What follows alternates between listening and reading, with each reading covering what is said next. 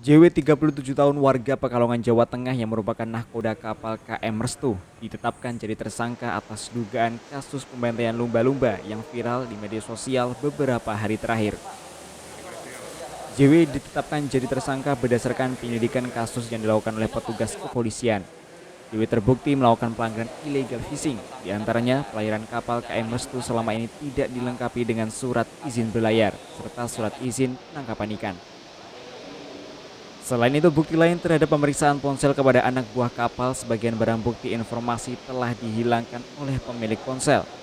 Terkait dengan unsur kesengajaan atau tidaknya penangkapan lumba-lumba tersebut masih akan dilakukan pendalaman kasus.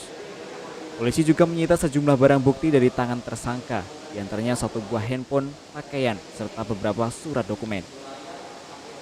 Ya, kronologinya kita hari pertama tawur jaring memang dapatnya ikan cakalang. Memang yang kami cari bukan ikan lumba-lumba tapi melainkan ikan cakalang dan babi tuna. Setelah hari kedua kita lingkar jaring lagi, tetap dapatnya sama. Terus hari ketiga lingkar jaring lagi, tetap dapatnya sama. Setelah hari keempat kita lingkar jaring itu kita nggak tahu kalau di situ ada lumba-lumbanya. Terus kita lingkar, akhirnya lumba-lumbanya itu nyangkut di jaring. Kita itu nggak tahu kalau itu ada lumba-lumba. Setelah lumba-lumbanya nyangkut di jaring, baru kita tahu kalau itu benar ada lumba-lumba.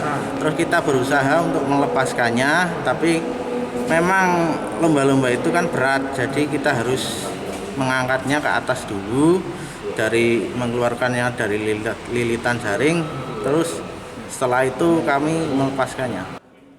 Atas kasus tersebut, tersangka terancam pasal 40 ayat 2 Undang-Undang Nomor 5 Tahun 1990 tentang konservasi sumber daya alam hayati dan ekosistemnya, dan pasal 98 Undang-Undang Cipta Kerja Nomor 11 Tahun 2020 tentang perikanan dengan ancaman hukuman 5 tahun penjara dan denda 100 juta rupiah. Selain itu, karena menghilangkan barang bukti berupa informasi di ponsel yang telah diperiksa, nahkoda kapal juga terancam pasal 48 ayat 1 Undang-Undang Nomor 11 Tahun 2008 tentang ITE dengan ancaman hukuman 8 tahun penjara dan denda sebesar 8 miliar rupiah.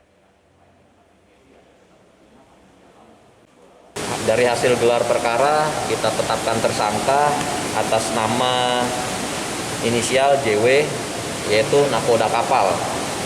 Jadi pelanggaran dari yang bersangkutan adalah mereka melakukan pelayaran tanpa izin berlayar, lalu tanpa dilengkapi surat izin penangkapan yang sesuai dengan lokasi zona tangkapnya, lalu tanpa dilengkapi juga alat-alat pemantau dari kapal tersebut, dan pada akhirnya dia menangkap ikan atau illegal fishing, dan akhirnya tertangkaplah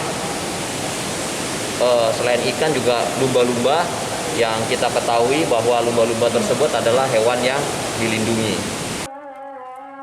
Sementara kasus tersebut kini masih ditangani petugas kepolisian. Polisi juga meminta kepada para nelayan yang berlayar di perairan Pacitan untuk lebih bijak ketika melakukan penangkapan ikan, terlebih hewan yang dilindungi. Edwin Aji, JTV, Pacitan.